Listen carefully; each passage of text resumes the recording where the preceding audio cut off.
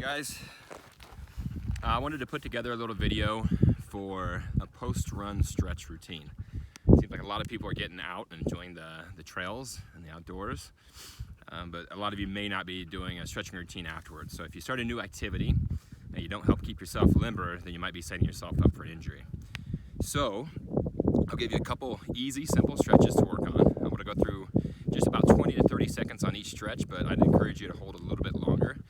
This is just a quick informational to show you a routine that I would do after I finish running.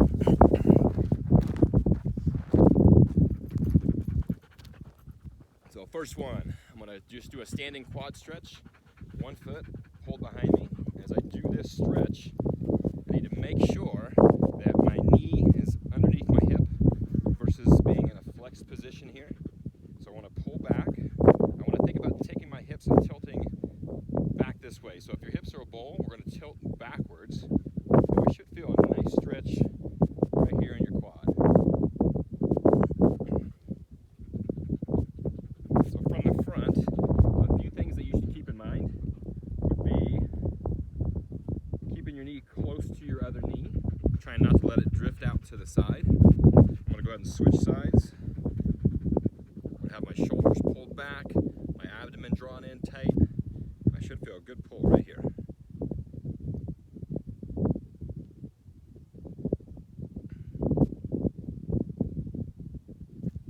Alright, the next one, I'm going to do a standing hamstring stretch.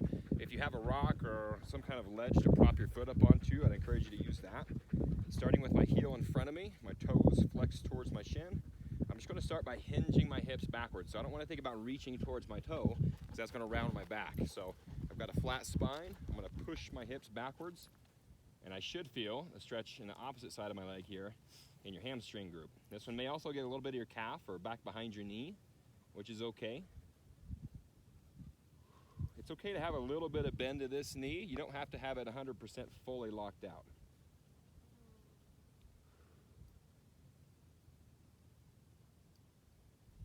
And I'm going to switch directions here. Other foot, toes flexed up, hinge my hips backwards.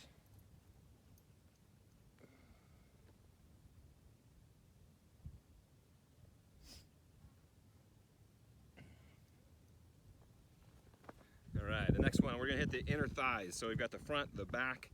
I'm going to stride nice and wide. And I'm going to slowly start leaning to one direction. So I'm going to bend my right knee. I typically use my elbows or forearm to support myself on this one.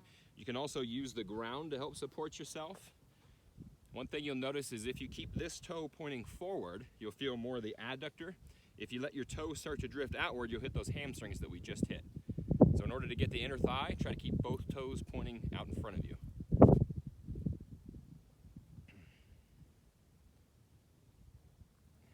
And the same thing with the other side.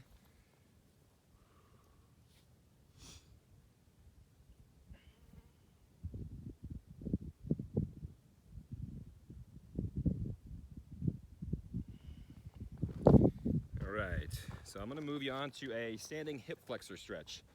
So I'm going to step 1 foot behind me. My hip flexors are kind of here to here, a little bit deeper underneath my quads. Andy, hey, out of the way. Okay, over here. Good boy. So I'm striding forward. I'm going to leave my heel up on this foot that's trailing behind me. Here. And I'm going to do that same thing with my hips that I did on the quad stretch. So tilt under, and I'm driving forward. And I should feel a little deeper and a little bit higher up than the quad stretch. If you want to do this when kneeling, same motion. Sometimes you can get a little better stretch kneeling than standing. You can relax a little bit more through here, and we're doing that same stride out in front. So hips are a bowl, tilt back, and then drive forward.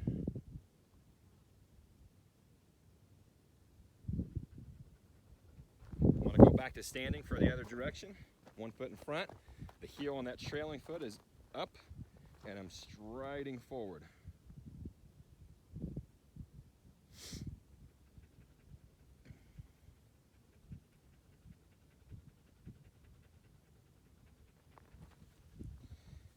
All right, next one, standing. I'm going to pull one knee towards my chest as high as I can pull it. Again, keep your other hip locked in place here, or your other glute locked in place. That's going to stabilize your hips and allow you to get a little stretch to your glute on the side that you're pulling up on. If you've got good balance, try pulling across your body a little bit and you should feel a little better stretch.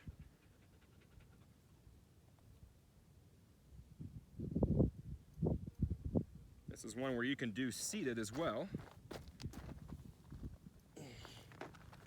Where I grab a seat, I take one leg across my body and then hug it towards my chest.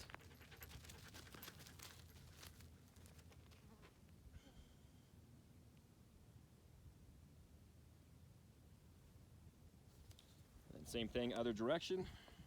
Cross my body, hug towards your chest and hold.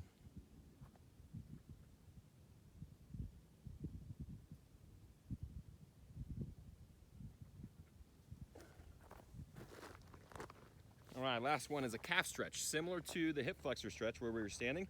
The only difference is I'm going to drop this heel on the back leg versus having it up in the air. So I'm starting with a straight knee, which gets my gastroc, or the muscle you think of as your calf. So I'll hold here for a few seconds. Then you'll notice if you get a little bend to your knee and drive kind of down and forward, lift your heel just a little bit, we'll get a stretch a little bit deeper and a little bit lower. That's more in what's called your soleus. It's another muscle underneath your calf.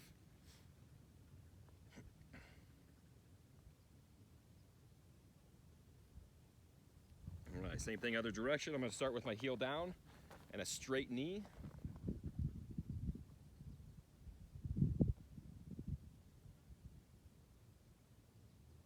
And then I'm going to bring the heel up a little bit, bend my knee, and I should feel that soleus getting more pull now.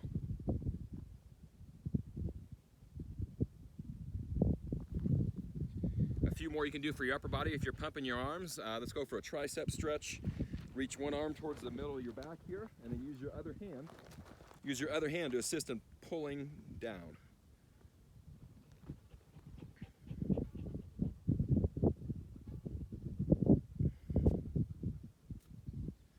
Take a break, switch.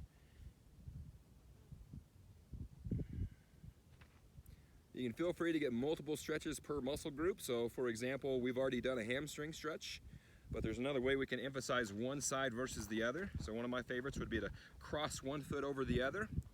Then we'll just hinge at the waist going down towards the floor. And then we should feel the back leg getting more of a stretch than the front one here. It puts the emphasis on that side. And we could do the same with the other.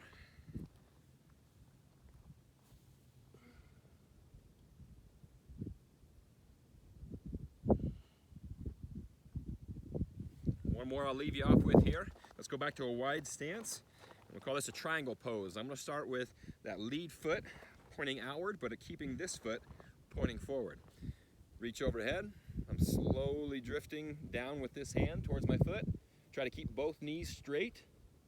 And we should feel a combination of the hamstrings here, maybe a little of the adductor, then we should feel some obliques getting a little pull on this side too.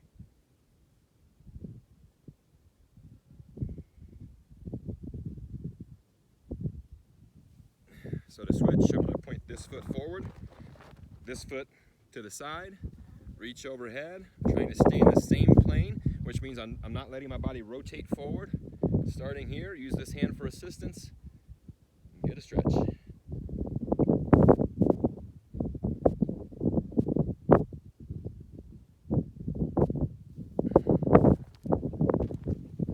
All right, I hope you've enjoyed the little tutorial. And try that out next time you go for a hike or a run, or if you're just kind of finding yourself sitting in your house for a while.